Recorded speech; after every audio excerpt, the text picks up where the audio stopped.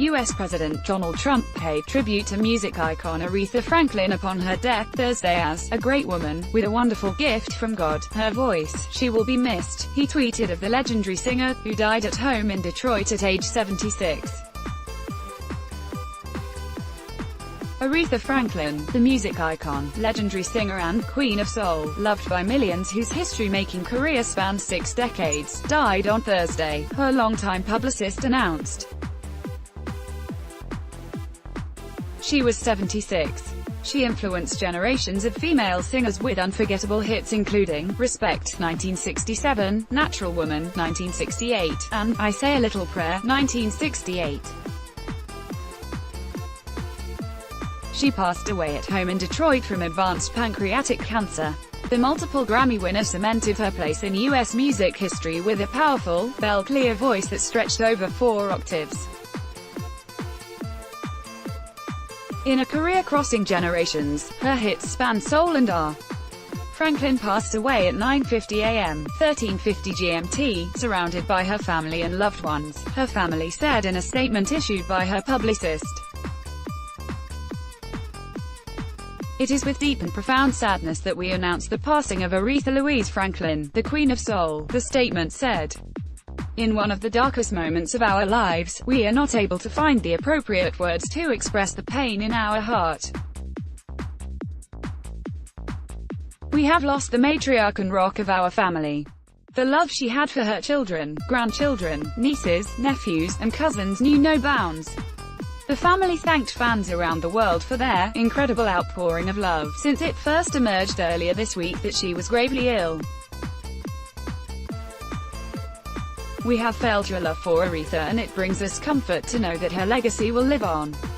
The 18-time Grammy Award winner inspired multiple singers during her 5-decade career, from pop diva Mariah Carey and the late Whitney Houston, to Alicia Keys, Beyoncé, Mary J. Blige and the late Amy Winehouse. National treasure. In 1987, she became the first woman ever inducted into the Rock and Roll Hall of Fame. In 2010, Rolling Stone magazine put her at the top of its list of the 100 greatest singers of all time, male or female. She sang at the inaugurations of Presidents Bill Clinton and Barack Obama, singing "My Country Tears of Thee" at the investiture of the country's first African-American head of state.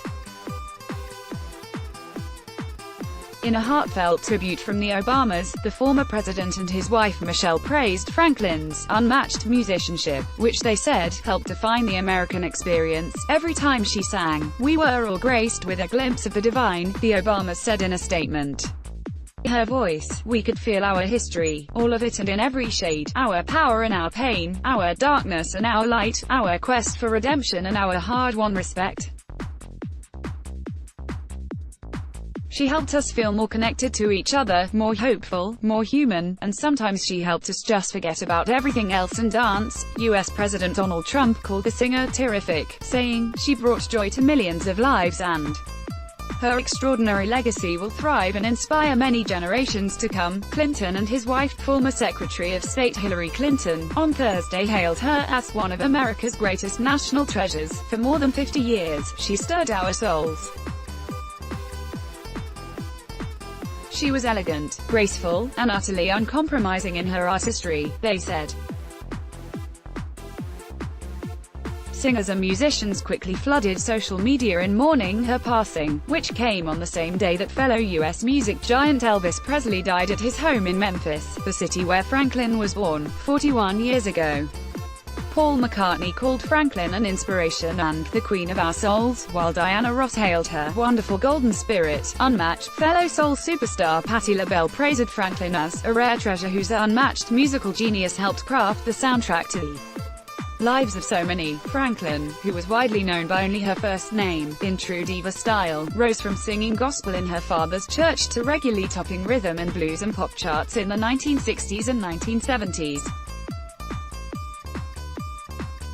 Other than Respect, her powerful cover of the Otis Redding tune that became a feminist anthem, and her calling card, Franklin had dozens of top 40 singles, according to the Rock and Roll Hall of Fame. Other hits include Daydreaming, 1972, Jump to It, 1982, Freeway of Love, 1985, and A Rose is Still a Rose, 1998. A 1986 duet with George Michael, I Knew You Were Waiting for Me, hit #1 in several countries.